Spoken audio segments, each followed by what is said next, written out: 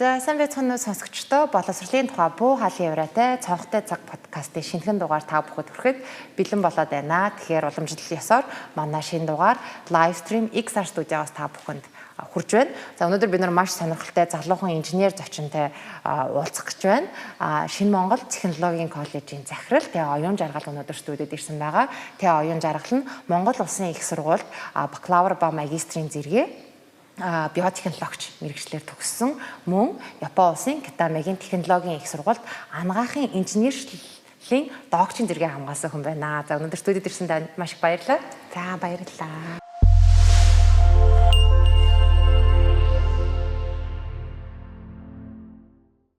За тэгэхээр ийм залуухан эмэгтэй хүн Японд анагаахын инженерчлэл гэдэг маш нарийн мэргэжлэр докторийн зэрэг хамгаалсан. Тэгэхээр та карьерийнхаа түүхийг анх яаж мууж дэвсжээв. За тэгээд дараа нь яагаад Япон улсад докторийн зэрэг хамгаалах болсон талаараа бид нартай хаваалцж болох уу?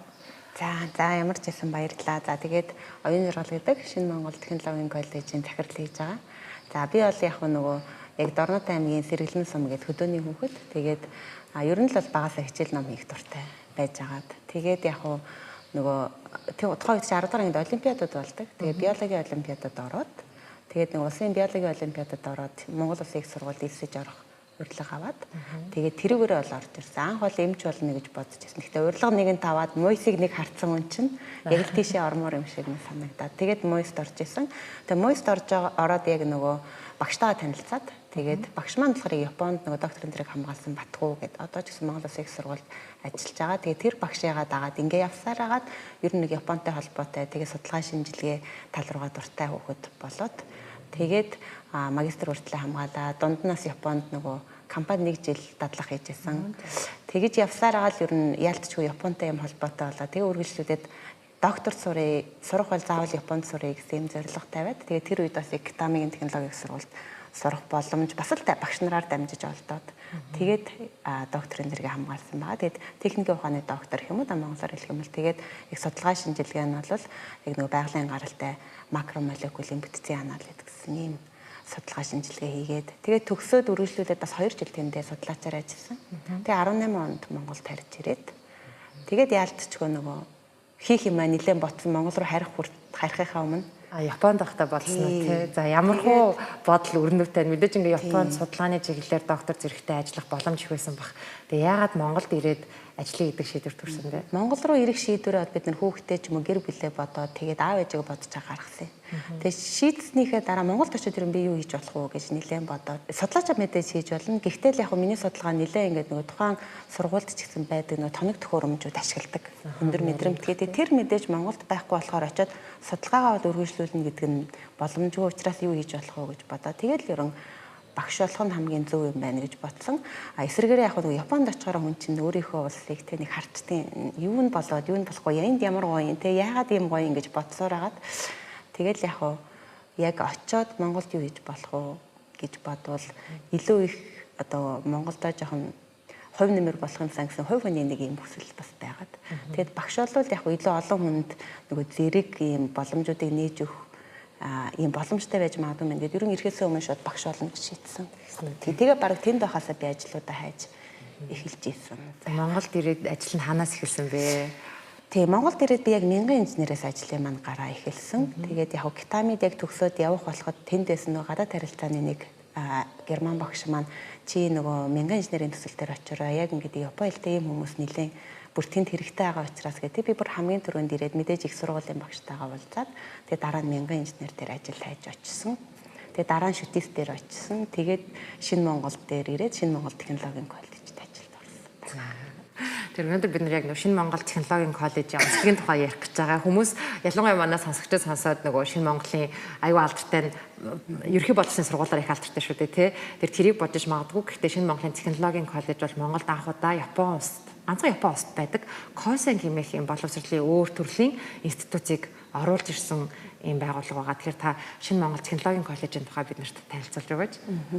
За Шинэ Монгол технологийн коллеж бол яг Япон Койсенгийн боловсролын системийг Монголд нэвтрүүлгээх тэр чигээр нь гэсэн зорилготой 2014 онд байгуулагдсан дээд боловсролын байгууллага байгаа.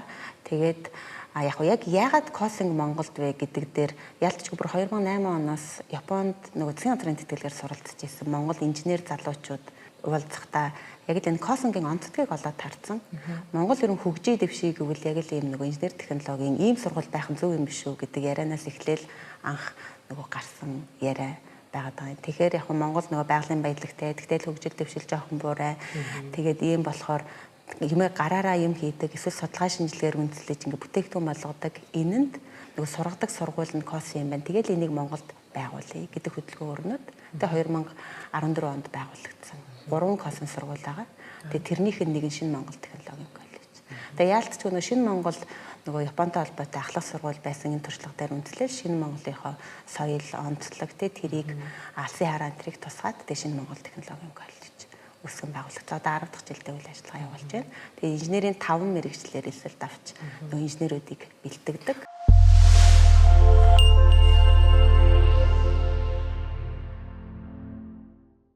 Хүүхдийн хэдэн наснаас ороод хэдэн настай төгсдөг, хэдэн жил үргэлжилдэг үлээ хөтөлбөр нь? Тий, энэ маань болохоор нөгөө 15 та хүүхдүүдийг авч байгаа.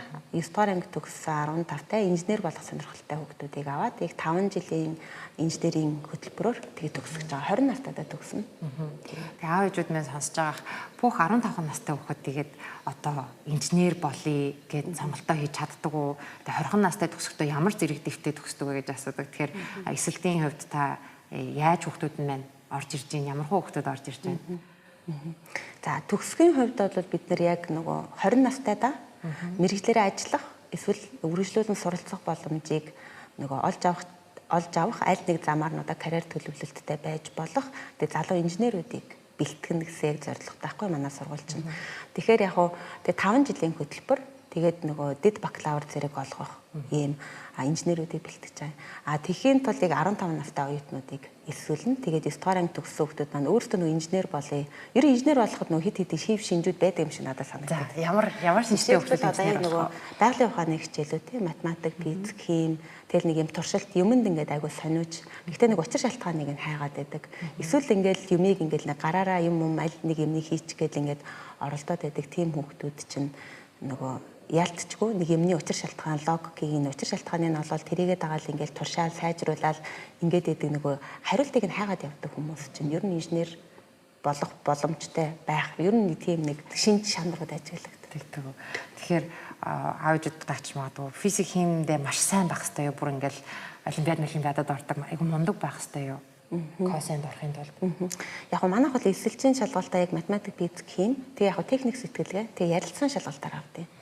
Тэгэхээр яг нөгөө бичгийн шалгалтын л одоо нөгөө үр дүнгээр гэх юм уу те математикт амар сайн эсвэл физикт амар сайн гэхээсээ илүү тэр хүн чинь өөрөө яг нөгөө юу хийх зорилготой юм те.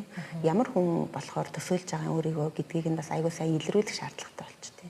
Тэгэхээр одоо чинь ер нь хааштай нөгөө зөвхөн одоо мэдлэг гэдэг биш тэгээд чадвар тэгээд хандлага аягүй олон юмнээс хүн бүрдэж ийм одоо төлөвшсөн мэрэгжилтнүүдийг ажлын байрны одоо шаардлага гэсэн тийм болж байгаа болохоор тэрийг бас илрүүлэхийг зорддог. Тэгэхээр та бас илрүүлэхдээ нэлээд туршлагатай болсон баг те эсэлтийн жургаараа одоо хүүхдүүд маань 9 дугаар ангид төгсөөд танаа тэнцээд орлоо гэхээр ямар хөтөлбөр хүлээж байгаа вэ? 10-аас 12 дугаар ангидаа нөгөө Монгол хэрэгт цөм хөтөлбөрөө үзэх үү? Одоо яаж явах юм болоо? Манайх болохоор яг 5 жилийн хөтөлбөртэй. Тэгээд яг тэрийгээ бид нар бол нэлээд их цогцоор нь инженерийн дэд бакалаврын 5 жилийн цогц хөтөлбөр гэдгээрээ хараад тэрэнд яалтчгүй нөгөө нэг EBS-ийн бүрэн дунд боловсролын гэрчлэгээ олгох тул цөм хөтөлбөрийг бол үзэх шаардлагатай болно. Тэгээд тэрийгээ Косингийнхоо хөтөлбөртэй нэлээд уялдуулаад шалгаад тэгээд харьцуулж агаад бид нар нөгөө цөм хөтөлбөрөө агуулсан юм Косингийн хөтөлбөр болгочихж байгаа. Тэгэхээр яг яалтчгүй оюутнууд маань одоо EBS-д үзэх шаардлагатай нөгөө гэрчлэгэн дээр бичигдэх хичээлүүдээ бол үзэн. Гэхдээ тэрний үзэх тоо хэлбэр ч юм уу те нөгөө агуулга. За тэгээд дараа нь нөгөө хугацааг нь бол тодорхой хэмжээнд ингээд өөрчилж хувиргасан тохиолдол юунууд бол байгаа хичээлүүд. Тэгээд хүүхд маань ороод 3 жил сураад бүрэн дунд боловсролын гэрчлэгээ авчих нь. Тэгээд дахиад 2 жил нэвт суралцахтаа яг нөгөө их сургуулийн кредит шиг инженерийн хичээлүүд үздэг үү? Тий. Тэгэхээр яг нь EBS-ийн цөм хөтөлбөрөө үзэнгээд зэрэгцээд инженерийн хичээлүүд нь ороод явна. Тэгээд орохдоо аль болох бага курстай л араа багаар тэг курс ахих тусам ингээд ихсээд явна. 4-5 дугаар курстэй ороод ирэхээр яг дан инженерийн туршилт дадлагын хичээлүүд болон онлайн хичээлүүд нь ингээд ороод явдаг юм байна. 3-аа төгсөх үедээ ялч гэрчлэгийг бол авчна. Гэтэ тэрийг яг нөгөө 3 дээр нэг нь 2 ч юм уу гэж хүмүүс жоохон буруу ойлгоод байгаа. Гэтэл манайх болохоор яг нөгөө ийм төгсөгчийг гаргахын тулд 5 жилийн хөтөлбөр байна гэдэг цогцоор нь бол манай сургууль харахыг зорж байна. Юусе тасралтгүй л инженер 15 настай хүүхдүүд маань шууд инженерийн заавараар явах нь шүү дээ. За 20 настай төгсөөд энэ дэд бакалавр гэдэг зэрэгтэй энийг бол Монгол Улсын боловсролын яамнаас баталгаажуулсан шүү дээ. Хүлээн зөвшөөрөгдөж байгаа зэрэг байгаа. За окей 20-той дэд бакалавр маань хүүхдүүд маань дараа нь хаашаа ямар боломжууд байх вэ? За манай төгсөгчдүүд бол аяг олон боломжууд гарч ирж байгаа. Яг бид нар ингээл нөгөө хуучин их сургуулийн дээр сурж байхад бид нар чинь нэг төгсөөд яах вэ? Хаана ажиллах вэ ч юм уу тийм карьерийн талаар нэг бодохгүй л ингээл хичээл номдоо шамдаал нэг уртгаа хийгээл явж идэг гэсэн. Одоо бол яг нэлээд өөрчлөгдөж байгаа сургуулиуд. Тэгээ манайхаас карьер төв гэж байдаг. Карьер төв маань яг 3 дахь курс 4 дугаар курсээс нь эхлээд нөгөө төгсөөд ирэн яах гэж байгаа вэ гэдэг ийм нөгөө карьер төлөвлөлтийг нь асууж байгаа тэрнлүүжийг гэсэн ийм дэмжлэг үзүүлээд явдаг, чиглүүлээд явдаг. Энэ хүүхэд байвал юунд байж болох вэ? Чи ийм чадвартай юм чи аль боломж нээлттэй юу гэд. Тэгээ манай хүүхдүүдэд бол төгсөөд бол үндсэндээ нэг 2 чиглэлээр карьераа төлөвлөж байна. Нэг нь бол яг мэрэгчлэрээ ажилд орж байна. Тэгээд нэг нь бол мэрэгчлэрээ дэвшин суралцж байна. Мэдээж яг дэд бакалавр болохоор ялчгүй бакалавр авъя гэсэн сонирхолтой хүүхдүүд бол дэд нөгөө ахаад 2 жил бол суралцж байна. Гэтэ энэ 2 боломж нь яг нэг 2 зааглагдаад байгаа. Манай хүүхдүүд чинь нэгээс нөгөө Японы хэл, англи хэлийг бас үзчихдэг болохоор хэлний чадвартай болчихно. Тэгэхээр суралцах, ажиллах боломж хоёулаа нөгөө Япон болон Монголд аль алинд нээлттэй болоод байгаа ийм нэг даваа тал бас байгаа. Одоо яг мэрэгчлэрээ Японд ч ажиллаж байна. Механик инженер, химийн инженер, цахилгааны инженер, үргэлжлүүлээд дотоодын ихтэй сургуульд суралцж байна. Бүх инженерийн чиглэлүүдээр гэсэн юм боломжууд бол аав ээжүүд маань нэг жоохон айдаг юм коси нэг жоохон нөгөө дээрчтэй технологийн коллеж болоод дипломг үлдчихвээ гэсэн санаа зовдөг. Тэгэхээр дэд бакалавра төгсөөд тухайн хүүхд маань хэрвээ сонирхвол бас Монголд ихтэй сургуулиуд үлдсэн 2 жилээ гүтээж сураад босоод хүмүүс 22 настай да яг бакалаврын зэрэг авч болно. Дэд бакалавртай 20 настайд маань шууд Японд ажилд ордог гэж ойлгосон. Тэгэхээр энэ талаар танахаас дэмждэггүй яаж ингэж шууд 20 настай залуучууд ажилд орох боломж нэгддэг юм болоо. Яг хөө тэрэн дээр нөгөө олон одоо юунууд талаар бид нар бол ажиллаж байгаа. Нөгөө суралцах нь бол мэдээж яг нөгөө Монгол ихтэй сургууль байгаатай адилхан Японы ихтэй сургуулиудад хүртэл суралцж байгаа. Одоо Тояшигийн технологийн сургууль, Чибагийн технологийн сургууль гээд энэ жилээс бол Нагаокигийн технологийн сургууль, Күрэмигийн технологи гээд ийм суралцах боломжууд бол яг Японд бас нээлттэй. Гэхдээ яагаад ийм боломжууд манай хүүхдүүдэд олдоод байгаа вэ гэхлээр манай Монгол дахь косингийн төгсөгчдийг Японы одоо нөгөө сургуульч бай, ихтэй сургуульч бай, ажил олгогчтой яг л Японы косин төгсөгч гэдэг статустай ижилхнэр одоо ерөнхийдөө хүлээн зөвшөөрөд байгаа болохоор энэ боломжууд бол нэгдэж байгаа. Яагаад гэвэл косингийн нөгөө хөтөлбөрийг ч гэсэн ерөнхийдөө яг бид нэр эндээ үзүүлчихэж байгаа. Тэгээ Японы хэлтэй олчиж байгаа болохоор Японы хэлний одоо чадвар нь ч гэсэн ажиллах сурах аль нэг рүү шаардлагыг хангаа явуулчихж байна гэсэн үг. Нөгөө суралцах ажиллах боломжийг олгож байгаа дээр бол манайх нөгөө одоо 20 жилийн одоо Японтай хамтарсан ийм хамтын ажиллагаа байна л да. Шинэ Монгол ахлах сургуулиас ирсэн тэр боломж бас байна. Тэр боломжийн хүрээнд нэгдэж байгаа одоо оюутнуудад маань дараа нь яг косин технологийн үндэсний технологийн хүрээлэн гэж байдаг. Японд байдаг нийт косингуудыг ингээд нэгтгээд зангидж идэг. Тэндээс бол яг Монгол дахь косингуудыг нэлээд дэмжиж ажилладаг. Яагаад гэвэл нөгөө Японы косин боловсролын тогтолцоог гадаадын улсад нэвтрүүлсэн чинь Монгол байхгүй. Эхнийх нь Монгол улс. Тэгээ тэрнээс хойш яг Вьетнам, Таиланд гэдэг одоо бол босод Египт ч юм уу Казахстан төрөл косин нэвтрүүлэх гэсэн юм ажлууд бол өрнөд явж байгаа. Тэгэхээр тэр нь бол яг босод улсуудад нэвтрүүлсэн амжилттай жишээ гэж хараад байгаа. Тэгэхээр яг төгсөгчдөн ч гэсэн ажлаа сураад ахаар ер нь бол яг нэлээд одоо хөтөлбөрийн хувьд төгсөгчийн одоо байх ур чадварын хувьд ч гэсэн болж ийн гэж үзэж байгаа гэж би ч гэсэн хувьдаа. Тийм болохоор л одоо ажиллаулъя тий сургая гэдэг боломжууд байгаад байгаа гэж бодож байгаа. Тэрнээс гадна яг карьер төв дээр бид нар яг өөр ямар боломжуудыг нээж өгч болох уу гэдэг талаар нэлээд ажилтдаг. За гэхдээ нөгөө эхлэхний төгсөгчдийн маань авцсан газрууд одоо дараагийн төгсөгч байна уу ингээд ажилд авъя ч юм ийм байдлаар яг үргэлжлээд байгаа юм. Тэгээд яг Японы хэлтэй хүүхдүүд маань ингээд Японд ажиллаа сураад ирэхээр нөгөө бусад аж ахуйн нэгж компаниуд ч гэсэн сонсоод Монголд косин төгсөгчтэй байгаа маань ингээд хандъя гэсэн шинэ нөгөө хамтын ажиллагааны саналууд хүртэл манай дээр нэлээд их ирж байгаа. Тэгээд хүүхдүүд маань яаж 20 настай гадаадын компанид ингээд ярилцлаганд ордог уу? Энэ процесс ямар байдаг вэ? Процессын үед бид нар яг 4-р курсээс эхлээд оюутнуудаас судалгаа авахаар энэ бол Японд ажилландаа, сурандаа гэж гараад ирчдэг. Тэгэнгүүт яг компаниуд одоо сонирхож байгаа компаниуд олон хувилбараар танилцуулга өгч байна л да. Манайх бол хүн авах гэж байгаа шүү. Ийм мэрэгжлийн хүн аавна, ийм нөхцөлтэйгээр гэсэн. Тэгээд компанийнхаа танилцуулгыг онлайнаар хийж байна. Эсвэл хурц ирээд бас хийж байгаа тохиолдлууд байгаа. Тэгээд оюутнууд маань эхлээд тэр яриануудыг нь сонсчоод за би энийг сонирхож байна, энэ компанийг сонирхож байна гэдэг юм бол яг анкетаа өгөөд тэрэн дээр нь мэдээж манай карьер төв бол нөгөө анкет энэ төр боловсруулах бичигтэн туслаа явуулна. Тэгээд нөгөө компани бас ярилцлага аваа. За энэ хүүхэд болохоор байна гэх юм бол дахиад тэднэрийгээ бид нар ярилцлаганд бэлдэнэ. Тэгээд тэр нь ч гэсэн онлайнаар болон зорж ирээд авч байгаа газрууд байна. Тэгээд ер нь 5-р курсээ төгсөх үедээ оюутнууд маань за ажилд орно гэдэг карьераа бол ерөнхийдөө жоо шийдээд байгаа. Шийдчихэд дийлэнхэн шийдчихэд байна. Энэ хичээлийн жилд гэхэд манай оюутнууд нэлээд олон урт богино хугацааны дадлага Японд явлаа. Тэгээд тэр хугацаанд нас хүмүүс харчаад байгаа. За ийм хүүхдүүд бол манад ажиллаж болох юм байна. Энэ хүүхдийг ажлын ярилцсан цааш нь оруулъя гэдэг ер нь иймэрхүү процессор яваад байгаа. Сурч байгаа хүүхдүүдэд бол яг бид нар сурна гэсэн хүүхдүүд мэдээж хэлний шалгуураад байна. Тэгээд дараа нь ямар мэрэгжлэр сурах гэж байгаа юм, ер нь ирээдүйд юу хийх гэж байгаа юм. Тэрэндээ чи энэ сургууль маань тохирч гинүү, ийм судалгааны лабораторитай юм байна шүү дээ, ийм багштай юм байна шүү. Тэгээд оюутнууд бас нэлээд өөрсдөө судлана. Тэгээд карьераас бас дэмжлэг өгнө. Тэгээд л ярилцлаганд бэлдэн, дотоод сонгон шалгаруулалтаа хийн, ярилцлаганд нь бэлдэн, хэлний оноо нь хүрч гинүү гэд иймэрхүү нөгөө тэр карьерийн харцсан боломжийг нь хүрэх боломжийг нь яг ингээд үе шаттайгаар бид нар дэмжиж явдаг. Би нөгөө шинэ Монгол технологийн коллежийн тухай судалж байхад надаа одоо боловсрол судлаач хүний хувьд маш таалагдсан зүйл нь төгсгчийн загвар гээд маш нарийн гаргачихсан байт юм бэлээ.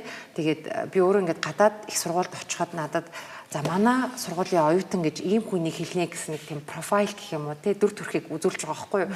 Ийм сэтгэлгээтэй байна. Юмд ингэж хандна гэдэг. Ингээд би бодсон чинь би нөгөө моёст байхдаа надад ямархуу тийм стандарт тавигдчихсан билээ гэж бодохоор яг нэг тийм байхгүй нөө сургууль болгон хоорондоо өөр те жишээ нь манайх математик компьютер байлаа гэх юм бол бүр нөгөө нэг сургуулийн охин тоол боддог хүмүүс гэж хэлжсэн байхгүй бид нарыг. Тэгэхээр нэрээ яг төгсгчийн загвар гэдгийг танах яаж тодорхойлов? Энэ бас их шинэлэг концепц байна. Тэгэхээр шинэ Монгол коллежийн технологийн коллежийн төгсгчийн загварт ямар чадварууд багтсан бэ? Тий, төгсгчийн загварыг бол би бас их онцгойлох дуртай. Бидний ерөөсөө нэг хаана хүрэх гээд байгаа гэдгийг ерөнхийдөө шууд төгсгчийн загвараасаа бид нэр эхлээд харж хэнийг бэлтгэх гээд байгаа юм. Тэгэхээр тэхийн тулд юу хийх юм бэ гэдгийг айгу харахад амар юм нэг манай хамгийн чиг баримжаа гэж би бол бас боддог. Тэгээ яг 7 чадвар байгаа юм. Мөрөөдөл зорилготой яг 7 чадвар байгааг нь би эхлээд загвар байгааг нь хэлгээ мөрөөдөл зорилготой, эрүүл чирэг, бизнесийн бүтээл сэтгэлгээ, шинжлэх ухааны үнэн мэдлэг, тэгээд орчин үеийн техник технологиг эзэмшсэн, хөрвөх чадвартай, тэгээд хүнлэг энэрнгүү гэсэн ийм 7 одоо нөгөө төгсгчийн загварыг яг явж энэ нь болохоор манай их хамгийн анх үүсгэн байгууллагатаа л манайх чинь өөрийн гараар улсаа бүтээн. Өөрийн гараар улсаа бүтээн гэсэн уриатай ахгүй манай сургууль. Тэгэхээр өөрийн гараар улсаа бүтээх хүмүүсийг бэлтгэхэд байгаа юм чи тэр хүмүүст маань ямар чадвар хэрэгтэй вэ гэдгээс л үндэслэж төгсгчийн загварыг гаргасан гэж бодож байгаа. Тэгэхээр эдгээр нь цаашаа ахаад бүгд задардээ.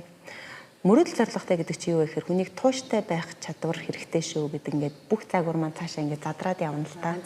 Тэгэхээр яг уу тэрнийх нь алийг нь бид нар хэд дугаар курстэй ямар хичээлээрээ яаж олох уу гэдэг бол бас нэлээд яг боловсролын байгууллагын хувьд нэг байдаг юм уялдаа холбоонуудыг бол хангасан байхаар бас нэг тусгаж өгсөн байгаад байдаг. Тэгээ яг сүүлд бид нар болохоор хүнлэг энэрнгүү гэдэг хамгийн сүүлд нэмсэн байгаа. Тэгэхээр энэ маань бас яг яалтчгүй инженер хүмүүс чинь одоо ингээл доктортой хөгжлийн бодлого тий бид нар альва нэг шийдлийг гаргахтаа ч юм уу технологийн нэвтрүүлэхдээ дандаа тэрний үр дагавар нь хаана яаж нөлөөлж болох вэ гэдгийг бодох хэрэгтэй гих мэдчлэн тэгэл болохоор бид нар хүнлэг энэрнгүү гэдгийг сүүлд бол нэмсэн. Гэхдээ энэ ч гэсэн яг зөв загвар бас болж байгаа ах гэж би бол маш их удаа итгэлтэй байдаг. Тийм. Та өөрөө яг шинэ Монгол технологийн коллеж хэдэн жил багшсан вүлээ?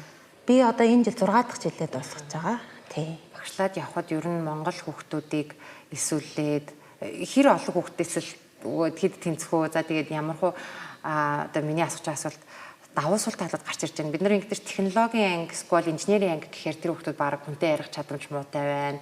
Одоо орчин үеэр дээр soft skill буюу олон нийтэд харилцах ур чадварууд дутагдaltaй, дан ганц тоо сайн бодлоо гээд амжилтанд хүрэхгүй гэл нэг жоохон сүүлийн жилүүдэд нэг инженерчл математик ур чадварыг одоо юу гэх юм те хангалттай биш байна гэсэн иймэрхүү бас хэлцүүлэг нэг юм дүрмжин. Тэгэхээр та хүүхдүүдээ ингээд аваад ажиллаад явхад ямар давуу талууд Монгол хүүхдүүд байна? Бас юун дээр нь жоохон нэмж ажиллах шаардлагатай болж байгаа вэ? За би болохоор яг нөө төгсөж ирээд нөгөө косонд яг ажилд орсон. Гэхдээ багшаар ажилд орсон. Яг тэрнийхээ өмнө эхлээд би нөгөө 6 сард ажилд ороод тэгээ би бүр 28 хоног яг нөгөө Японы Томокумай косон гэдэг байдаг. Тэр косонд би нөгөө багшийн дадлах хийсэн. Тэгээ тухайн үеийн нөгөө удирдлууд маань яг тэгж шийдээд ажиллаж эхлэегүй хагаад тэнд очиод тэгээ Японы косын ерөн хүүхдүүдтэй юуг яаж задгийг ямар орчинд тэгээд тэр нөгөө багш нарын туршлагыг аягүй сайн судалсан. Тэгээ өөрөө Япон хэлтэй байсан болохоор би бүр тэнд одоо тэрийг үзье, одоо нэнийг үзье, тэрийг үзэхдээ яа би тэр багшийн хичээл зооё гэдэг.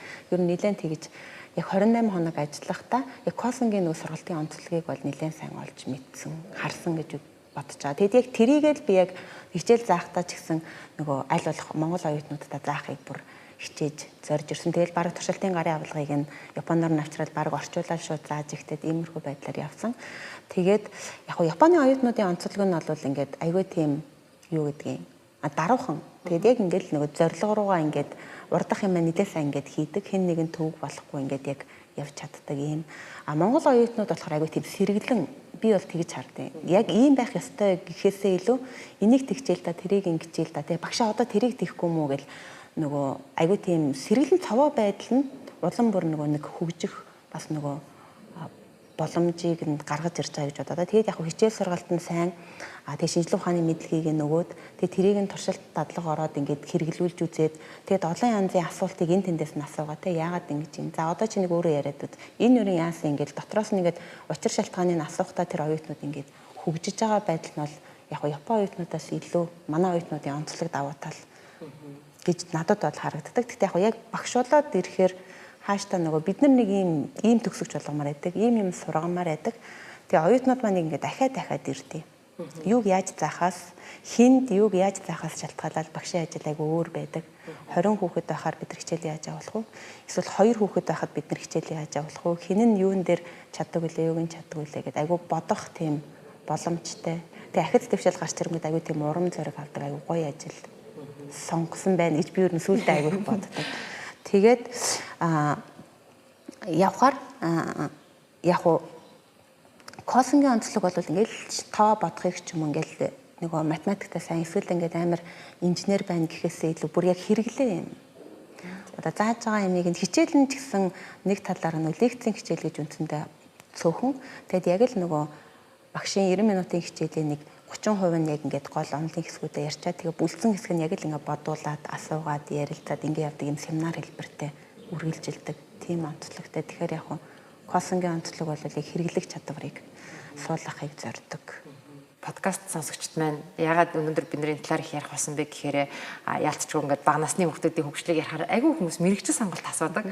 Тэгээ косын дээр надад айгүй таалагддаг зүйл нь 15 наснаас эхлээд нэг инженер болъё гэдэг тэр тэмүүллийг нэгэнт тээцэх хүүхдүүдэд бүх үе таалгыг нэгэд өгч байгаа байхгүй тий шаардлагатай бүх юм.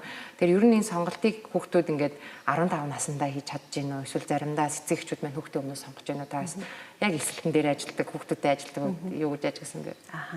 Тэгэхээр яг нөгөө яг хичээл заагаад явхад багшд хамгийн их мэдрэгддэг юм болвол энэ хүүхэд маань үнэхээр энэнд ингээд дуртай байна уу гэдэг дээр бүр яг нөгөө илт мэдэгддэг. Дуртай байх юм бол тэр одоо инженер болохдоо дурлж юм чи мэрэгжилтэд дурлж ивэл багш ингээд заагаад байх тусмал тэр хүүхэд ингээд хөгжөөд ингээд улам мэддэг чаддаг юм нь олон болоод ирдэг. Яг нэг хичээл заагаад явхад ямар ч аргаар ажиллаа ч юм уу тэ нэг ингээд нэг ер нь л нэг үр дүнд хүрэхгүй ингээд хоёр тишээ хараад ингээд айгүй хийх нэг хичээл зүтгэл цаг хугацаа ингээд үр дүнгөө хүрээд байх тохиолдолд юу анзаардаг гэвэл энэ хүүхэд маань яг ер нь муу юм уу те гэдэг шууд угаасаа багшд л амар анзаардаг. Тэгэхээр яг би одоо захирал болоод ажиллаж байгаа. Тэгэхээр эсэлтийн бодлогоо бид нар тодорхой хэмжээнд өөрчлөх шаардлагатай гэж байгаа нь. Үнэхээр бид нөгөө хүүхдүүдийг юм сургаад ингээд аль болох өөртөө ингээд мэдлэг чадварыг ингээд боломжоор ингээд шингээгээд аваад тэр орчноос байх боломжийг бүрдүүлэхийн тулд бид нар яг л инженер болохыг зорьсон ийм хүүхдүүдийг авахыг зорж байгаа. Эсвэргээр нэг 15 нас гэдэг чинь арай эрт. Тэгэхээр 15 нас эрт болохоор хүүхдүүд маань яг л одоо механик инженер гэхээр юу хийдин те химийн инженер гэхээр яах юм гэдгээ нэг сайн бодож нөгөө нэг чадахгүй байгаа. Яг мэрэгжил сонголтын дээр жоохон тулгамдж байгаа үед жинхэнэ эцэг эхийн нөгөө юмнууд бол орж ирдэг. Одоо тий сан дийлэн хүүхдүүд маань л эцэг их нь ийм нэг сургууль байгаа юм байна шүү дээ. Чи сонирхгүй юу гэд ингэсээр хагаад орж ирсэн хүүхдүүд бол нэлээд байдаг. Эсвэл өөрөө би бүр ийм болохоор ингээ олчлоо тэгээ эцэг ихтэй хэлээ эцэг ихэд агуулад ирлээ гэд ярилцлаганд орж ирж байгаа хүүхдүүд байдаг. Эсвэл бүр манайх нөгөө нээлттэй өдөрлөг сургууль танилцуулах өдөрлөг гэж хийдэг. Тэр нь Тий. Тэрэнд бол яг манай сургууль нэг ийм сургууль шүү. Тэгээд ийм хөтөлбөртэй шүү. Оюутнуудаа ингэж хөгжүүлэхийг зорддог шүү.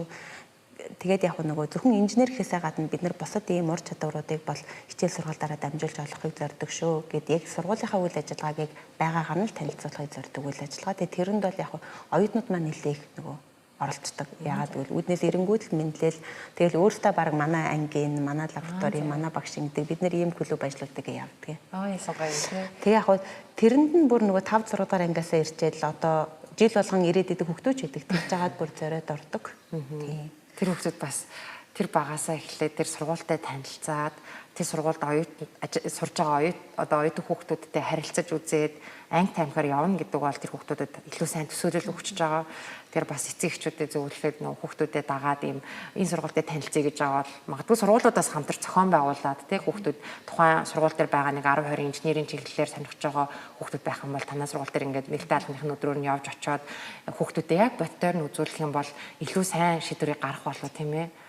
Тэгээ яг эцэг эхчүүдтэй ирдэг, хүүхдүүдээр ирдэг, эсвэл найз нөхдөр ирж байгаа хүүхдүүд ч гэсэн байдаг. Тэрнээс гадна яг бид нар нөгөө та түрүүнд асуусан юу хэр хэллэгч ирдэг вэ тий. Яг эхний жилүүдэд яг нэг косм сургууль гэж юу юм тий. Яг ямар учиртай Монголд байгаагүй болохоор хуучин нөгөө эмнэлэгтэй андуурах ч юм уу тий. Ингээл байсан хүмүүс бол ирж байгаа элсэгчдийн тоо бол цөөхөн байгаад байна. Сүүлийн жилүүдэд бол одоо яг нөгөө төгсөгчд маань энэ тэнд ажиллаа сураад ингээд яваад хахаар жоохон танигдаад байна. Тэгээд нөгөө боловсролын хуульд ч гэсэн өөрчлөлт ороод ингээд нөгөө үйл ажиллагаанд танигдаад ирэхээр сүүлийн жилүүдэд бол нэлээд нөгөө эсэгчдийн тоо бол нэмэгдэж байгаа. Өнгөрсөн жил гэхэд бид нар яг нөгөө бараг 400 гаруй хүүхдүүдээс элсэгчтэй ингээд авсан. Тэгэхээр яг зорж ирж байгаа хүмүүсийн тоо бол олон болж байгаа. Тэгэхээр тэрэн дундаас яг инженер болох гэж байгаа. Тийм хүүхдүүдэд бол элсүүлэх юм бол бид нар яг л энэ төгсөгчийн загвар тэрнлүүгээ чиглэсэн 5 жилийн хөтөлбөрөөр хэрэгжүүлэхэд их үр дүн гарч магадгүй. Тэгэж бол одоо нийт хэдэн төгсөгчтэй вэ? 5 жил бид нэр 5 удаагийн төгсөлт хийсэн. Тэгээ 219 төгсөгч одоогоор бол яг төгсөж гарчаад байна. Энэ жил бол 66 төгсөгч төгсгөр. Одоо маргааш төгсөлт юм байна. Яа баяр хүргэе. Тэгээ 10 дахь жилдээ үйл ажиллагаа явуулаад бас нүрийн хөтөлмөрийн үр дүнд танигдчихин гэж штэ тий бас нөгөө нэлээд уугахгүй олон жил би энэ косеныг анх судалж байхад аав ээжүүд минь нэмсүүдтэй их андуурах юм байна да гэж яг бодож исэн бохгүй. Гэтэл маш олон боломжуудыг олгож байна. ЭБС-ээ бүрэн гэрчлэгээтэй төгсөж чинь цаашдаа бакалавртаа сурах хаалган нийтлэлтэй. Тэгээ бас нэг зүйл Монголын ажил олгогч нар хэр их ойлгодог болж байна энэ косен гэдэг системийг. Анх бол манай төгсөгчд нөгөө ингээд ажлын ярилцлаганд орчоод тэгээд нөгөө яг диплом аваад очисон чинь гайхаад үгүй энэ ч одоо юу вэ? Тухайн дипломын зэрэг гэж явж байсан. Дипломын зэрэг гэж юу юм те?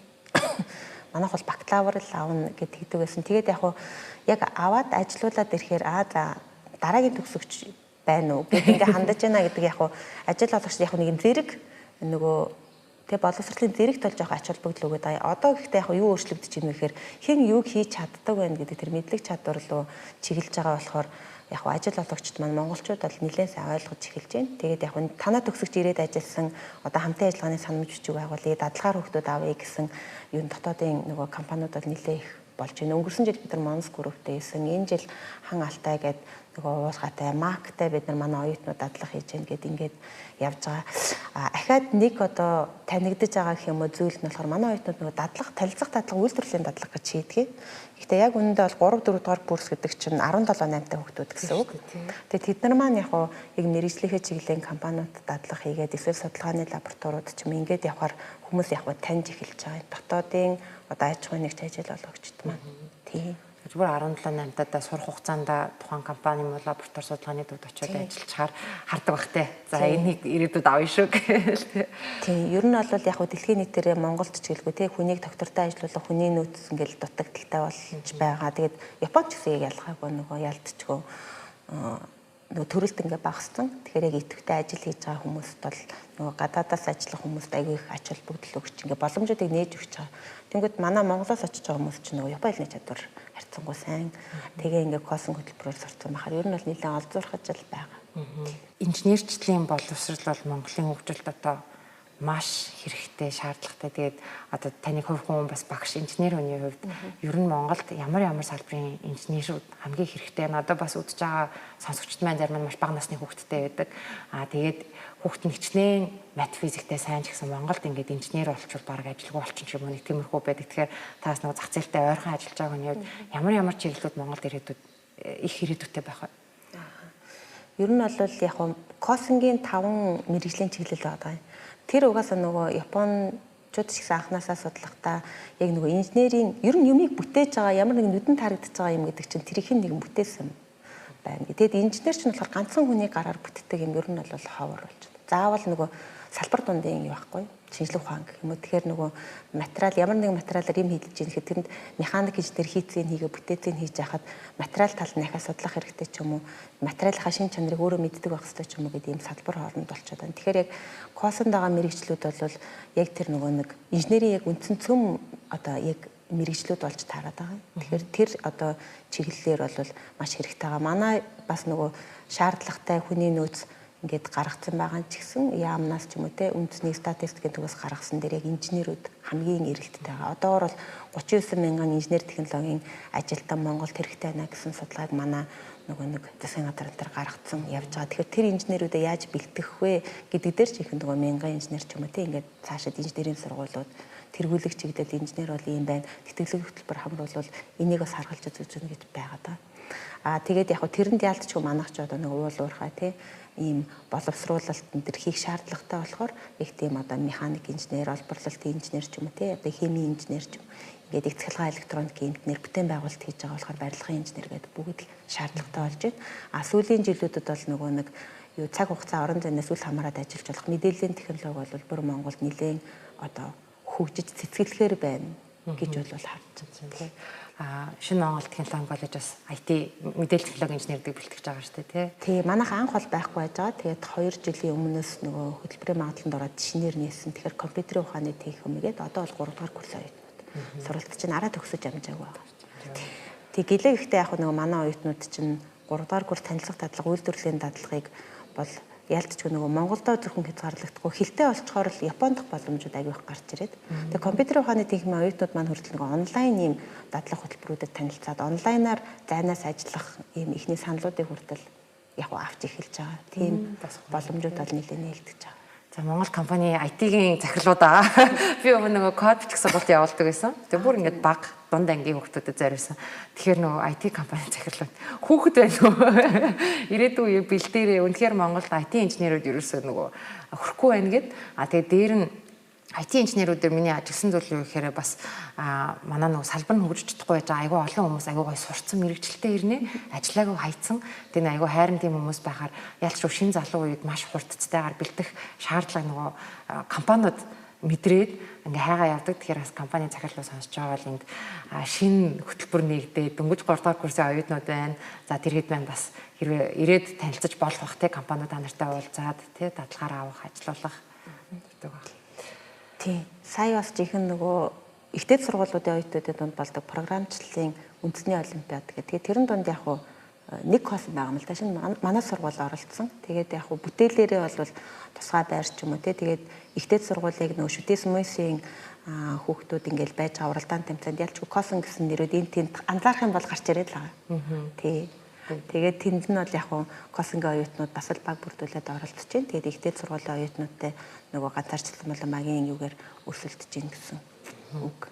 Тэр нь бол яг бас оюутнуудын маань мэдлэг чадвар ийм бас тодорхой илрэл болж байгаа гэж бодож байна. Тийм олимпиадуудад их анхаарлаа хандуулах хэрэгтэй.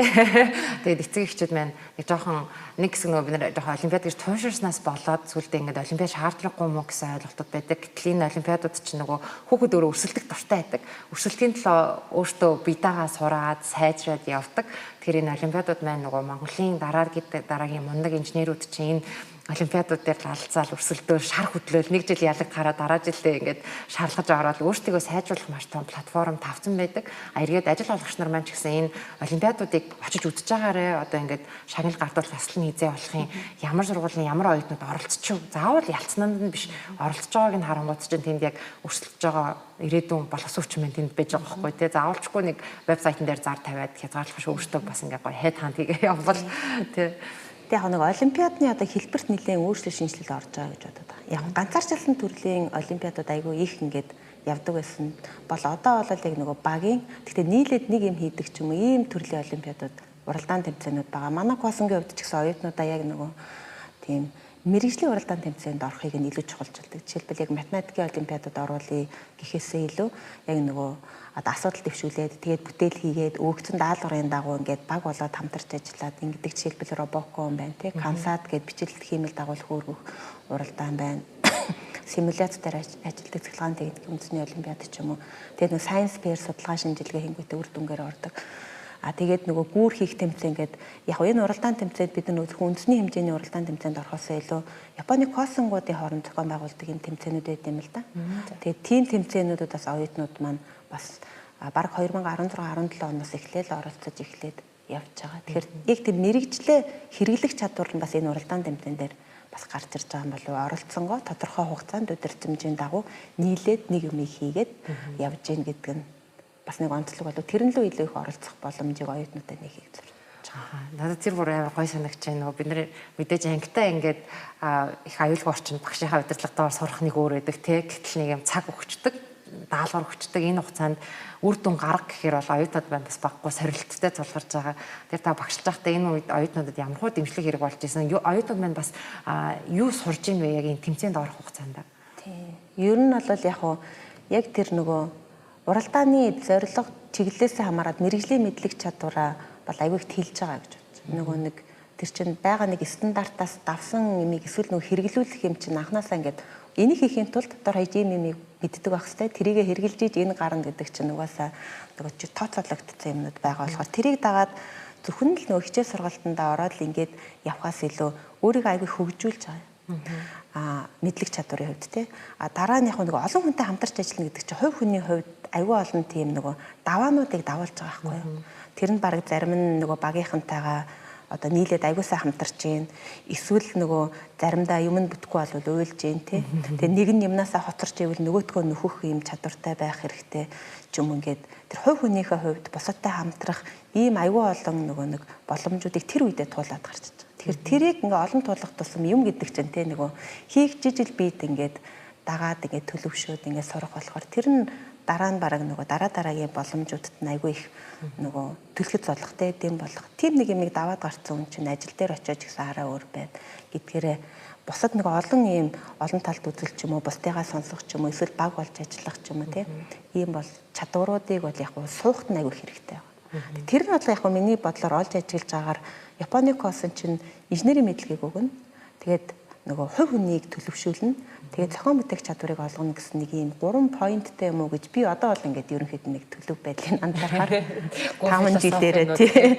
Тэгэхээр яг тэгээд суралцах хугацаанд нь айгүй олон юмд ингээд оролцох, өөр төрлийн орчин нөхцөлд оролцож хамтрах боломжийг өгөнгөө тэднийг биетэн суулгадığım болов гэж бас хувьдаа бол нэлээд тиймэрхүү дүгнэлт ажиглалтууд бол хийж яваа. Тэгээд багтаад явж хахад ялангуяа би өөрөөс нөө математикийн чиглэлийн хүн болохоор ажиглаж хахад биднэрт нэг жоохон асуудлыг шийдвэрлэх чадвар сайн байлаа ч гэсэн заримдаа хүндрэл бэрхшээлийг даван чадвартай нөгөө ингээд бууж өчөх гээд идэг юмд сайн байсаар агаад нөгөө хаяа нэг чадахгүй хараа ч юм уу сэтгэлээр унаал би яг хүүхдтэй байхдаа тэрийг аягүй сандаг байхгүй нэг тэмцээнд ч юм уу нэг юм дээр муу авчаараа бараг дахиж энежи хийхгүй гэж юм. Тэгээ манай ингээ 15 6 та хүүхдүүдийг анх орж ирээд ийм өндөр түвшний инженерийн мэдлэг боловсруулалт аалгаад 17 8 та өршөлтөд явахаар багшны хувьд та ямар хөө дэмжлэг өгөх шаардлагатай болдог вэ? Одоо яг тэр нэг хэрэгтэй байгаа төсвөр хадгалж ч юм уу те. Тэгээ эсвэл заримдаа нэг хүмүүс өөрийгөө айгүй сайн байгаа гэж бодцоод тэгээд өөрийнх нь төсөөлөөгүй асуулт ч юм уу юмд унахаараа ингээ сэтгэлээр жоохон ундаг. Тийм зүйлүүд бол манай оюутнуудад яг одоо үеийн нөгөө зөвхөн Монгол биш те дэлхийн нийтээрээ тийм л байх шиг байна. Тэгэхээр яг оюутнуудтай бол багшууд нэрээ яг маш олон төрлөөр ажиллах шаардлага гардаг. Нөгөө заримдаа имийг нь сонсно. Заримдаа бол зорилгоо мартсан явж байхад нь те нэг чанхуугаар сануулна ч юм уу те. Тэгэхээр яг уу манай сургууль тэр тал дээр яг уу нөгөө мөрөөдөл зорилготой байна гэдэг чинь өөрөө нэг зорилгоо олох хэрэгтэй. Тэрийг нь хэн нэгэн хэлж өгөх биш. Хүн өөрөө бодож ингэж одоо сэтгэж оролдож үтсээр байгаа тэрэн дотор өөрийнхөө зорилгыг тодорхойлоход нь нэлээд одоо дэмжлэг үзүүлэх зорддог. Манай сургууль. Дараа нь зорилго байлаа гэх тэрийг биелүүлэхийн тулд ер нь яах ёстой вэ гэдэг рүү ингээд нэг чиглүүлээ те үе шатыг нь хэлээд чи ийм зорилготойгоо бол ийм чамд хэрэгтэй те тэр чинь одоо энд явж байгаа да чи нэг тийм юм гэсэн юм чиглүүлэг айгүй хэрэгтэй. Тэгээд заримдаа бол яг оюутнууд маань нилээ ингээд юу яа тийм одоо шантрах үе гарна. Жишээлбэл 1-р курсод орсон манай 150 оюутнууд хамгийн эхний жилийн дүгнэлтэн дээр юу байдаг вэ гэхлээр хамгийн их ядардаг. Нөгөө ачаалал нилээ их авдаг.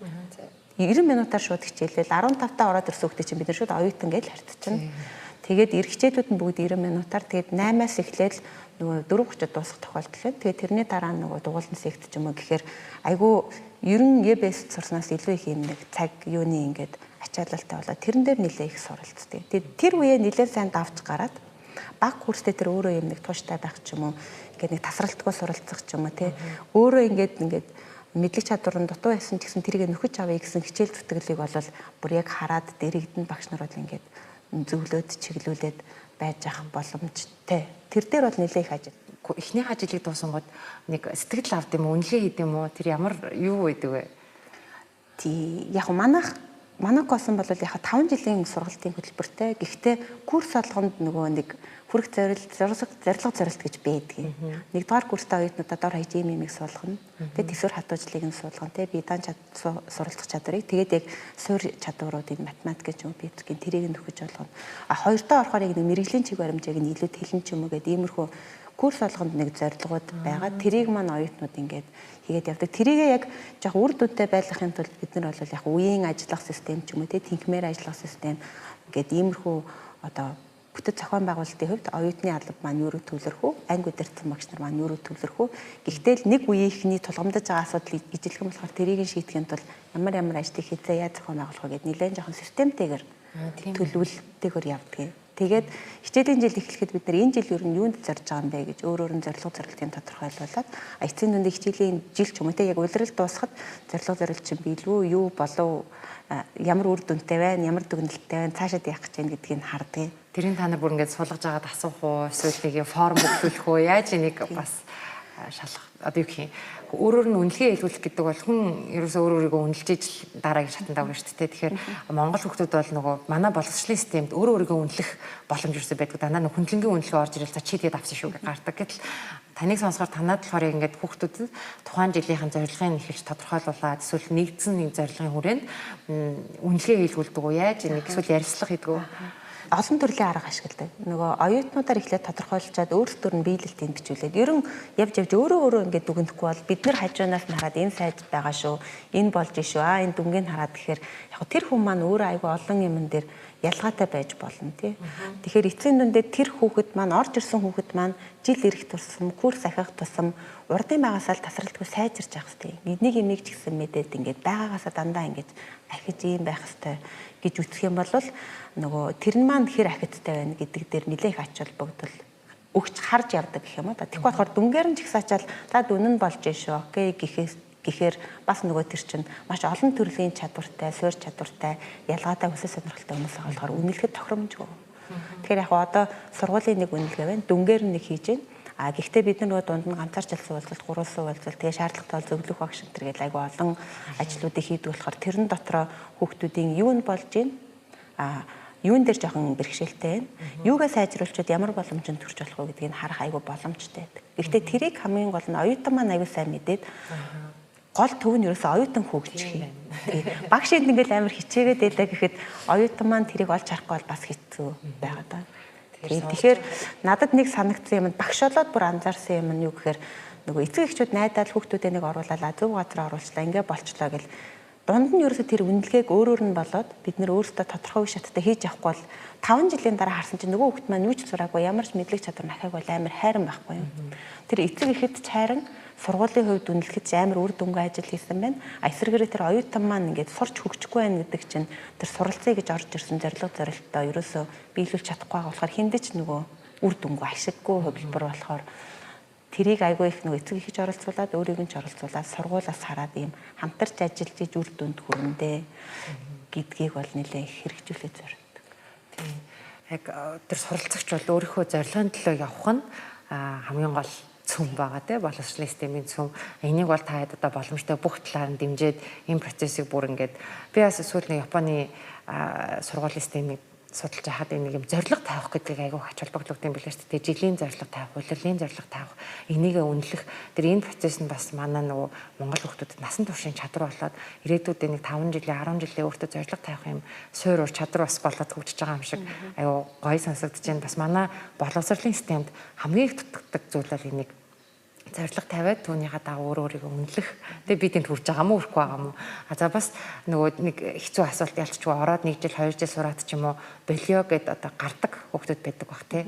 Ямархуу тохиолдлуудад ер нь ингэдэг вэ? За бас аав ээжүүдийн Монгол аав ээжүүдийн амьгүй айдаг зүйл бол нэг орчин юмнасаа гарна гэдэг бол айгүй дэмий гэдэг. Тэгэхээр та бас багш хүний хувьд энэ дээр үнэхээр тэр хүүхэд за би миний байх газар биш байна гэж шийдсэн тохиолдолд ямархуу шийдэл байх уу? Аав ээжүүд минь энэ хүндрэлтэд яаж бас туулж гарах вэ? Яг дундаас нь явж агаад за ямар ч хэлсэн энэ ер нь жоохон хэцүү байна, урагшлахгүй байна, би эсвэл сайжрахгүй байна ч юм уу гэд илт ажиглагдтыг ер нь. Хүүхэд ингээд болж гинүү болохгүй байна уу гэдэг нь ялангуяа багш талаас ч юм харахаар тэгээд учир шалтгааны ухаад үцхээр ингээд айгу олон төрлийн учир шалтгаанууд байдаг. Тэгээд дийлэнх нь бол яг уу яг инженер ер нь биш юм байна да. Ер нь би инженер биш бодлохгүй хүн байгаад энд орсон юм а тий. Нөгөө аав ээж маань ингээ гой сургууд гэсэн эсвэл ингээ найз маань ингээ орсон болохоор би дагаад орсон. Эсвэл ингээ ийм учир шалтгаанууд гарч ирдэг. Тэгэхээр дийлэнх учир шалтгаан нь яг инженер болох хүн үгүй юу гэдэгтэй байгаад за дараагийнх нь болохоор ялцчгүй нөгөө суур чадвар бүр эрс ялгаатай орж ирдэг. Тэгэхээр нэг хүсэл зорилго нь байсан ч гэсэн ингээ нөгөө хичээлүүдэд дагаж явж чадахгүй ойлгохгүй тэгээ жоохон хоцронгуудаа өөртөө ихтгэлгүй болоод ч юм ингээд за ер нь бол хэцүү юм байна гэдэг ийм тал байгаа. Дараа нь яг нөгөө нэг янз бүрийн хувь хүмүүсийн нөгөө нэг учир шалтгаанууд бас байгаа. Тэгэхээр яг ингээд бүгдийг ингээд бид нэр тодорхой хэмжээнд анализ хийх юм л да. Тийм учраас бид нэр яг нөгөө инженер болох гэж байгаа ийм хүмүүсийг авъя гэдэг дээрээ бол нэлээ ингээд төвлөрөөд байгаа. Бусад хүнд тэр хүүхдэд өөрт нь ингээд суралцах урам зориг байгаад би ингийг гэвэл сургуулийн зүгээс багш нарын зүгээс бол тэрийг нь дэмжиж ингээд дэмжлэг үзүүлээд үр дүн гаргаад ажиллах бол боломжтой байгаа. Тэгэхээр яг зарим нь яг шинэ Монгол гэдэг нэртэй болохоор чи Японы сурна штэ те ингэ штэ гэд бас оруулцдаг. Эсвэл яг ийшээ орохоор Японд л нэг яваад үзчих юм шиг санагдаад ч юм уу гэсэн нэг жоохон тийм хийсвэр нөгөө төсөөлөлтэйгээр ингээд яаж яаж байгаад бэлтэж байгаад ингээд орцсон байнгут тэгээд явж байгаад нөгөө хүүхэд маань өөрөө нөгөө тодорхой хэмжээнд ингээд зөксөн байдалд орчин л доо. Тэгээд учир шалтгааны хайгаад гарах тохиолдлуудад байгаа. Тэгээд тэрнтэй уялдуудад бид яг энэ жил бүр эсэлтийн бодлоготой жоохон өөрчлөлт оруулж байгаа. Яг л инженер болмоор байгаа хүмүүсийг инженер болъё гэж зорж байгаа тийм. Тэгээ инженер хүмүүсийн хувь нэмэр чинь ер нь айгүй их тухайн улс орны хөгжил нийгэмд. Тэгэхээр яг нөгөө манай сургуулийн ураач гэсэн өөрийн гараар улсаа бүтээн. Тэгээд чадвал яг л тийм олон зэвсэгтэй чадварлаг инженерүүдийг бүтээх гэдэг юм тийм. Инженер хэр урдах юм л хийгээд авах биш хүмүүстэй ярилцаад асуудлын шийдлийг нь болоод ингээм хамтарч ажиллах чадвар хүртэл хэрэгтэй болохоор харилцааны болон мэргэжлийн ур чадвартай тэгээд тийм инженерийг баялаг бүтээдэг инженер хүнийг бэлтгэн гэсэн манай бүр сургуулийн эрхэм зорилго байна. Тэгэхээр яг уу нэлээд тийм нөгөө юу гэдэг одоогоор бол боловсролын байгууллага чи 10 жил гэдэг чи миний бодлоор айгу богино хугацаа. Гэхдээ ингээд нэлээд ийм нэг юу гэдэг тодорхой бүр зорилго зорилтоо гэхдээ улсын хөгжил төв нэмрээ оруулна тий. Тэхийн тулд инженерүүдийг бэлтгэн гэсэн ийм зорилготой сургууль байгаа. Тэрийгээ дагаад хийх юмнууд ч гэсэн их байдаг. Тэгээд бид нэр яг дунд нь ингээд хийж үзээд явсан. Тэгээд тэрэн дээр одоо бол нэг 10 жил болж байгаа болохоор дүн шинжилгээгээд анализ хийх боломж бүрдэж байгаа. Тэгээ одоо бид нэр ингийн тулд яаж явал зүгээр вэ гэдэг дээр яг л нэг өмнөх судалгаа юунуудаа авч хагаад за ийшээ ингэж чиглэхийн тулд за ийм бодлого баримтлаа. Энэн дээр анхаарыг, энийгээ бол сайжруулъя, энийгээ бол бүр үлдээгээд улам сайжруулад явъя гэх. Байгууллагын мэдлэг их сайтай сонсогдож байна. Тухайн байгууллага нөгөө процессыг айгүй сайн судалдаг тий. Ягаад ингэж хэлж байгаа гэхээр заримдаа бид нар ингээд нэг болохгүй байгаа хүүхэд гараа явцдаг ч юм уу тий. Нэг 20 хүүхэд орж ирснээр 5 гараа явчих юм бол бид нар асуух хэрэгтэй байхгүй тий. Яач вэ? Орцсон таарсангүй юу? Эсвэл жаах процессын таараагүй. Тэгээ яг та бүхэн таны ярианаас сонсоход яг өөртөөхөө энэ их сургуулийн маш сайн жишг байна л да. Боловсролын байгууллага маш сайн жишг байгаа байхгүй тий. 10 жил явчлаа. Бид нар тэгвэл одоо цаашдаа эсвэлтийн бодлогодоо яаж өөрчлөлт хийх үү? Бидний яг зорилгот нийцсэн тэр зорилгыг ойлгодог эцэг их хүүхдүүдийг одоо авах нь бол хамгийн чухал гэдгийг таас хэлээд байна шүү дээ тий. Өмнө нь бол яг ингээд манайхан ч нэг хэсэг бүгдээрээ Япон явъя. Энэ айгу алтайхан юм шиг байна гэдээ бас эцэгч судалгаа бас заримдаа хангалттай хийхгүйгээр шийдвэр гаргадаг. Бүр заримдаа хүүхдтэйгэж ярихгүй явж ирсэн. Тэр тэгсэн гэж энэ аль вишээ очиад үзье гэх нөх хүүхд маань мэдхгүй дагаа очичдаг ч юм уу. Тэгээ гайгүй шалгалтай өнгөт нь тэнцчлээгээд. Тэгэхээр иймэрхүү байдлаар шийдвэр гаргах нь эргээд нэг 4-5 жилийн дараа үр дүн гараад ёстой нөх хүүхд маань хөгждөг эд сайхан үе магадгүй бид нар буруу зорилготой байсан учраас тэр хүүхдэд зүгээр л тухайн боловсролын байгууллага маань яг 100% сайхан анцаагуудаа нийцээгүй учраас цаг алдж яадаг тэр эцэгчүүд минь бас эсэлтэндээ маш сайн судалж орох нь бас та бүхний нэг том зорилго болсон баг шиг байна тийм. Тэгээд яг эцэг эхчүүдийн бас нэг ингээд жоохон алдаатай шийдвэр гаргадаг юм болов уу гэж миний хувийн зүгээс боддог юм нь бол ялчгүй анзаарагдаад ирдэг. Бид нар нөгөө ингээд багш хийж исэн ч гэсэн оюутнуудтай айгүй их юм үе шаттай уулзалтуудыг ч юм ингээд анализ хийгээд явж байдаг. Гэхдээ яг эцэг эхчүүд хүүхдийнхээ өмнөөс айгүй их нэгээд төсөөллүүдийн шийдвэр гаргах гэдэг байдаг. Жишээлбэл яг дид бакалавр юм биш үү те явж эн чинь одоо яах юм бэ те хүүхэд маань төгсөөд хаана ажиллах юм ер нь ингээд нөгөө хүүхдийнхээ ямиг хүүхдээсээ өмнө ингэж харчингуудаа шийдвэр гаргах жоохон ингээд нөгөө нөлөөлөх гээд идэг юм бол яг байдаг юм болов гэж бодог. Тэрнийх нь яг алдаатай ч юм уу те шийдвэр гаргаад хүүхэд маань одоо Монголын ихтэй сургууль руу шилжиж орсон юмнээсээ яг ингээд бодсон төлөвснөрөө явахгүй хоосон байхаасаа илүү их ингээд алдаад ч юм уу хугацаа алдаад ч юм ингээд явж байгаа тохиолдлууд яг нүдэн дээр байгаад байдیں۔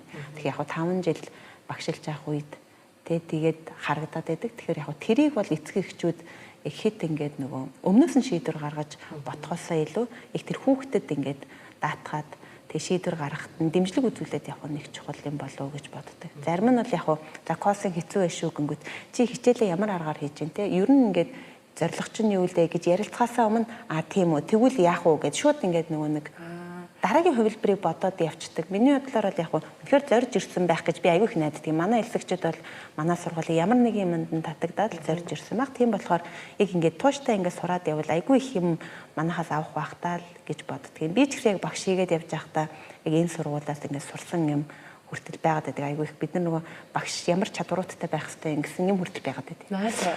Тэгээд би анх энэ сургуульд орж байхдаа ч гэсэн энэ сургуульд орвол би 5 жил боллоо гэхээр хайж би юмыг бүр сурах юм байна да гэж бодож исэн үе байдаг. Тэгэхээр яг тэр нь ч гэсэн яг биелэлээ олсон гэж би боддог. Яг олон чадваруудыг өөртөө суулгасан. Тэгэхээр нөгөө тэрнтэй адилхан оюутнууд маань бас яг ингээд явах юм бол дагаад өөрийгөө дайчлаад ингээд яваад байвал уг нь баг өөрийнхөө бүр ингээд байж болох бүх нөөцөөрөө тэр боломжийг авч өөрийгөө хөгжүүлж болно. Хэрэв яг ингээд жоохон хэцүү байна да ингээд байвал бас хэцүү болно. Тэгэхээр эцэг эхчүүд маань бас нөгөө тууштай явахт нь бас ингээд дэмжлэг болох хэрэгтэй. Одоо ч ингээд юмыг айгүй энгийнээр шийдгээ за болохгүй бол ингээд за болж ивэл ингээд гэдэг нөгөө юм нөгөө хүн маягаар дараагийн хувилбар шийдлийг бодох тал жоохон ажиглагдаад байгаа юм болов гэж би бол хувьдаа бодов. За үнэхээр одоо гахалтай ярилцлага байлаа. Би бас нэг инженерийн боловсролыг Монголд нутагшуул одоо олон жилийн турш бид нар нутагшуулаад гэтэл одоо нэг хөгжлийн бодлогод нэг хоорондоо жоохон уялдаагүй те Монголд төгсөөд гарсан инженерийн ажилгүй байхаар эцэг эхчүүд маань за инженер чи хэцүү юм шүү те ингээд сквал дид бакалаврын зэрэг гэхээр үе бакалавр авч ижил хүний тонд орно гэдэг ч юм уу те жоохон диплом хөөцөлддөг гэтэл ажил олгоч маань сүүлийн жилүүдэд бол ерөөсөө юм чаддаг хүнийг авъя хамтарч чаддаг хүнийг авъя чадамжид суурилсан хүний нөөцийн бодлого гэдэг хүртэл тодорхойлоод компаниуд хэрэгжүүлээд явж байна. Тэр яг энэ цаг үед бас нэлээд хэрэгтэй ажил хийж байгаа. Дээр нь институт байгууллагын хувьд өөрсдийнхөө хийж байгаа процесс маш сайн дүн шинжилгээ хийж чаддаг. Оролцогч талуудынхаа гаргаж байгаа шийдвэрүүдийг тэр тэгэл явцсан тэр ингэсэн гэж биш яагаад ийм асуудал гараад байна уу яагаад энэ дэр нэг юм процессын ямар зөрүү өсч хэний төсөөлөл хаана ингээд одоо тий ялгарч уу гэдэг дэр маш их гоё байгууллага өөрөөсөө үнэлгээ хийдэг юм шинэ Монгол технологийн коллеж гэдэг КОС-ны сургууль Монголд бий болоод 10 жил амжилттай ажиллаад энэ жил 5 дахь төгсөлтөд маргааш хийх гээд байж байгаа. 6 дахь төсөлтөө хийх гэж байгаа юм байна. Тэгээд баяр хүргэе. Оюун жаргал захирал маань өнөөдөр подкастт ирсэн байна. Танд өшөө одоо нэмж хэлэх санаа ч юм уу те ялангуяа эцэг эхчүүд одоо залуу инженер болох гэж байгаа хүүхдүүдэд хандаж хэлэх зүйл байгаа лөө. За яг нөгөө манай яг косинг гэхээр бид нар ер нь косингийнхоо яг нэг юм одоо нутагшуулахын тулд байх ёстой юм нэг хэлбэр нь аягуусаа олдсон байгаа. Тэгээд нөгөө дараа нь мэдээж нөгөө Японд байдаг шиг ингээд лаборатори сургалтын орчин ч юм уу тэр тал дээр бол үнэхээр дутагдaltaй юмнууд бол байдаг. Гэхдээ тэрэн дээр бол нэлээд нааштай нөгөө одоо шийдвэрүүд бол гарч ийн. Жишээлбэл нөгөө Монголд ч одоо их бүртгүүлсэн хөгжлийг дэмжинэ гэдэг орон нутгуудад косинг байгуулна. Тэхийн тулд гээд ингээд нөгөө косинг нэлээд сайн судлаад яваад гэж улс маань. Тэгээ яг хуу дээрэс нь сая JICA-гийн тоног төхөөрөмж, буцалтгүй тусламжаар тоног төхөөрөмжийг нийлүүлэх боломж юу байна гэдээ Япон талаас бас нэлээд их нөгөө косингийн энэ нэг хэлбэр үр дүнтэй яваад байна уу гэдэг дээр дэмжлэг үзүүлэх ярианууд яригдж байна. Дээрээс нь косиндыг ашигладаг сурах бичгүүдийг орчуулж гаргая гэсэн ийм нөгөө одоо эмжидтэй мянган инженерийн төслийн үйлчлэгдэл санхүүжилт дээр иймэрхүү ажлууд бол эхлээд явж байгаа. Тэгэхээр яг косингийн маань одоо яг ингээд амжилттай явах нөгөө гол тулгуурууд нь үүсэх бэлэн болоход одоо ингээд яг тэр алхам руугаа чиглэл рүүгээ орчоод байгаа болохоор нэлээд би бол нөгөө найдаж байгаа. Дарааныхоо косын дээр нөгөө их ахлах сургуулийн одоо элементүүд гэхдээ их сургуулийн сайн юмнуудыг гээд нэлээд юм автсан ийм онцлогтой сургалтын байгууллага байгаад байдаг учраас яг нь нэлээд их нөгөө их сургуулиас онцлогтой. Гэхдээ ахлах сургуулиас өөр ингээд багш нарт ч гэсэн суралцж байгаа оюутнууд ч гэсэн айгүй их тийм цаг зав зарцуулах их шаардлага гардаг ийм нэг тогтолцоо байгаа. Тэгэхээр яг энэний үр шимийг нь манай төгсөгчд маань яг байгаа үедээ нэг сайн мэдгүй юм шиг төгснөөхөө дараа л айгүй хилдгээ. Багш тэр үед сурсан тийм юм л яг тэгсэн байлээ шүү. Араа илүү байсан байлээ шүү. Тэрнийх нь үр шим нь яг гарч шүү гэж ярьдаг. Гэхдээ яалтчгүй нөгөө 100% яг мэрэгчлэрээ ажиллаж байгаа гэдэг дээр жоох өөр тооёж баадгүй гарч маадгүй. Гэхдээ л нөгөө инженерийн салбар бол яалтчгүй нөгөө яг ур чадвар мэдлэг дээр суурлаад ингээд цаашаа явах болохоор яг тэр косын төгсөгчдөд л олгох ёстой ур чадварыг нөгөө Монголын косингууд ч гэсэн олгохыг зориод явж байгаа. За дараа нь яг нөгөө хааштай косин төгсөж байгаа хүмүүс маань яг хаа нэг газар ингээд ажиллаад ингээд явахаас илүү яг дараагийн үеийн Монголын аж үйлдвэрийн салбарт ч юм уу тийм ингээд нэг технологийн шийдлийг нь олж идэг. Эсвэл ингээд шин технологи нэвтрүүлж идэг. Эсвэл нэг алсын хараатай ингээд шийдвэр гаргаж идэг. Энэнд нь их хум нэмрээ оруулах тийм хөрөг чадвартай бүтээл сэтгэлгээтэй инженерүүд болоод нэг хэдэн жилийн дараагаас тэгээд явах байх гэж би бол айгүй тийм Монгол улсын ирээдүйг ч гэсэн өдрөгөр тэгээд тэрэнд бол яг косын сургуулийн онцлог юу тэндээс орж сурсан хүмүүсийн нөгөө одоо мэдлэг чадвар оролцоо байх гэдэгт нэлээд итгэдэг. Тэгэл хамт олно. Одоо ингэдэг одоо тэгцгээ хүүхдүүд маань одоо та нар тэгэн шүү гэдэг ингээд урайлж явахыг хичээдэг тий.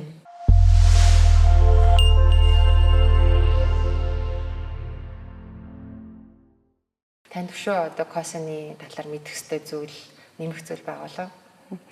Би нөгөө косын сургууль гэхээс илүү яг нөгөө оюутнууд дээр гардаг нэг онцлог гэх юм уу. Ялч нөгөө хичээл заагаад явах ч юм уу, туршилтын хичээлүүдэрд нь эсвэл нөгөө 5 дахь курсын төгсөлтийн судалгааны ажил гэдэг бүтэн жил нэг юм судалгааны ажил гэдэг.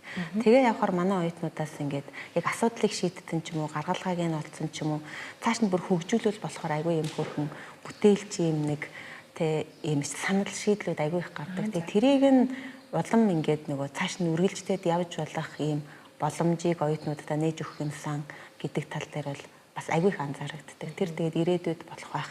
Тэр танд ямар хөө төвлөх шаардлагатай тэрэн дээр. Жишээлбэл яг манай оюутнуудаас айгүй хөөрхөн санаа гардаг. Уух юмыг одоо ингээл гашуун чигээр нь 9 чигээр хийгээд угаад ах уу? Эсвэл багшаа ингээд нэг юм тий хөгц мөгөнцөр ч юм уу ингээд бактери энэ төр оруулаад эсэгчих юм бол эн чинь амтан дарагдчих юм шүү. Энийг туршаад үзээл та гэх тий. Тэгээ тэрэн дээр нь болохоор яаж дэмжих вэ? Наатаа хөгжүүлээд хийчих. Тэгээ боломжтой нөө түүх хийдийнхэн дадлаг гаргая ч юм уу тий. Тэгээд нээлттэй өдөрлөгөөр тавьж үзье, хүмүүстэй уулгаж үзье ч юм уу гэд ингээд дэмжиж явахыг бод. Яг тийм юмнэр л жинхэнэ нөгөө бүтээгдэхүүний санаа ч юм уу төрдөг байх гэж бодоод байдаг. Дарааныхоо манай сургууль яг Япон хэл гэхээс илүү англи хэлийг бас аягүй хөөрхөн ордог. Тэгээд нөгөө 1-р курсээс нь орчдөг. Тэгээд энэ жилээс бол бид нар бүр Япон англи хэлээ нөгөө төвшөнтэй. Хэл гэдэг бол яг хэрэглээ. Тийм болохоор яг нөгөө хэрэгэлж чадаж ивэл тэр одоо чадвар нь байна гэж үзээд бид нөгөө төвшингээр орж байгаа. A бол A, B бол B гэх тэгээд ийм жилийн зохион байгуулалтыг хийгээд орж байгаа. Тэгэхээр яг англи хэлийг бид нэр техникийн англи хэл, мэргэжлийн англи хэл энтергээд ордог. Тэгэхээр Япон хэлээ мэдээж сайн удаж байгаа ч гэсэн англи, Япон хэлийг хоёулангийн маш сайн мэддэг ийм оюутнууд хүртэл байгаад байдаг. Хөгжөөл яваад байдаг. Тэгэхээр цаашдаа бол оюутнуудаа тийм дараагийн боломжууд бас зөвхөн Японоос гарчлагдахгүй цаашдаа гарч ирэх байх. Тийм боломжуудыг бас нээе гэж бодоод байгаа. Тэ бусад улсад ямар коллеж байдаг бол хамтарч ажиллах юмсан. Тэ оюутнууд маань ямар боломж нээгдэж болох бол гэдэг дээр бас нөгөө боломжуудыг суралцаж авах хугацаанд нь гаргаж нээж өгөх гэдэг тал руу бол нэлээд ажиллахыг зорж байгаа. Тэгээ тэр боломжуудыг оюутнууд маань маш сайн ингээд ашиглаад ингээд тэргээр яхам бол улам их хөгжинэ гэдэг нь нийтдээ бол яг нөгөө илүү их бүтээл сэтгэлгээтэй ийм чадвартай Монгол инженерүүд л гарахт нь дэмждэг болох байх гэж бодож байгаа. Тэрийг бас хэлхийг хүслээ. Тийм ээ нэр тэр нөгөө бүтээл цаанаг дэмждэг нь их гоё юм бас Монголын дотоод үйлдвэрлэгч байгууллагууд компаниудынхан бол хандаж болох нь шүү дээ. Хэдүүлээ одоо жишээ нь магадгүй үйлдвэрлэгч компани өөр тулгараад байгаа асуудлыг оюутнуудын донд одоо сорилт олгож өгөөд шагналын урамшууллын сантай ч юм уу иймэрхүү байдлаар бас ингүүл яг манай үйлдвэрлэгч ихнээсээ нэмүүрдэг шингэсэн шийдэл болсон бүтээгдэхүүнүүд гарч ирэх байх тийм ээ. Сүүлд болохоор яг өнгөрсөн жил Монс групптэй хамтын ажиллагааны санамжшиг байгуулсан. Тэгээд манай Косингийн оюутнууд яг төсөлтийн судалгааны ажлын нөгөө хамгаалалтын дээр бас яг Монсын нөгөө бүр нөгөө үйлдвэрийн даргууд нь ирж суулсан бүтэн өдөр. Тэгээд ийм хүүхэд энэ хүүхдийг ажилд авч болох юм байна гэд бүр нэрүүдийг бичсэн.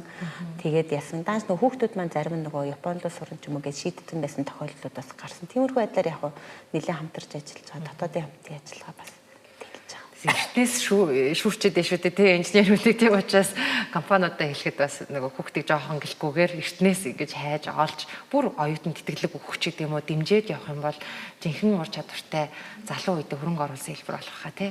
Тэрэн дээр бас манай оюутнууд нөгөө маркийн тэтгэлэг хөтөлбөр ч юм уу тий оюутан зэрэг ч юм уу оюут толгойн тэтгэлэг хөтөлбөрт тэнцээд ингээд явж байгаа оюутнууд бас аягүй олон байна. Тэгээд Мабучи сангийн тэтгэлэг ч юм уу яг Косингийн оюутан ч гэсэн яг л тэр нөгөө тэтгэлэгтэй оюутны нөгөө тэтгэлэг хөтөлбөр рүү ингээд ярилцлаганд ороод ингээд тэнцээд явж байгаа оюутнуудаас цөөнгүй байгаа.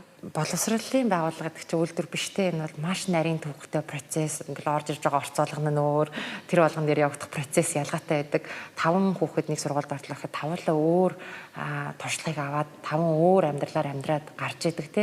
Гэхдээ бид нар аль болох тэр 5 хүнд гарч ирэх боломжууд за тэр 5 хүний ирээдүйд улс орондоо хийх өөрчлөлтүүд сайн сайхан бүхнийг бол одоо максимумчлах хамгийн их хэмжээнд байдлахыг зорж идэг. Тэгэхээр шинэ Монгол технологийн коллежийн Косин сургууль маань үнэхээр энэ чиглэлд алсын хараагаа харчихсан, зорилгоо маш тодорхойлцсон. Тэгээд ийм маш залуухан доктор инженерчлийн доктор юм залуухан захирал гэхээр би бүр нүд тариад байгаа ямар гоё юм бэ. Тэгээд ажиллаа ингэж ажил гэж биш бүр Монгол улсын ирээдүйд тодорхой хэмжээгээр те бүр ингэж үнэлшгүй их хэмжээгээр нөлөөлөх үеийн том ажил гэж өнөөдөр маргаашийн хүндрэлийг одоо үл тоон те маш олон асуудлуудыг бүгдийг шийдээд явж байгаад бол маш их баяртай. Өөрийн зүгээс бас нөгөө яг рол модель гэж харсан бүр ямар гоё хүн бэ гэд тэгээ 3 хүүхдийн ээж те энэ бүх ажлын хажуугаар амжуулна гэдэг бол бас багш хүн гэлтэнгүүд бүх талаараа бүр ийм мундаг хүмүүс байгаа юм чи манай улсад хөгжих нь гарцаагүй гэж бодож ирсэн. За тэгэхээр өнөөдрийн манай цогтой цаг подкастт оролцсон шинэ Монгол технологийн коллежийн захирал тэ оюун жаргал байлаа. Анагаахын инженерчлэлийн доктор хүн, багш хүн, залуухан ийм эмэгтэй боловсролын байгууллагын удирдлага нэвтрүүлэгт маань оролцлоо. Энэ удаагийн дугаарын онцлог бол ерөөсөн шинэ Монгол технологийн коллежийн хэрэгжүүлж байгаа Косин гэдэг боловсролын системийг ирээдүйн суралцагчдад эцэг эхчүүдэд багшлаад явж байгаа хүмүүст ч гэсэндээ энэ ямар өөр төрлийн систем байж болох вэ? Боловсрол өөрөө ямар олон өөр хэлбэр байж болох вэ гэдгийг танилцуулсан дугаар байлаа. Тэгэхээр ирсэн зочин оюун жаргал танд маш их баярлалаа. За баярлалаа. Сайхан цаг хугацааг хурд өнгөрөөд сайхан яриа өрнүүллээ гэж бодож байна. Тэгээд бид хоёр тэгээд ингээ боловсролын нэг өөр хэлбэрийн тухай сайхан буу халлаа. Энэ удаагийн цогтой цаг подкаст минь уламжлалсаар лайвстрим X-аар студиж байгаас та бүхэнд хүрлээ. Тэгээд дугаар та хамт байсан сонсогч та бүхэндээ баярлалаа. Дараагийн дугаараар уулзцаая.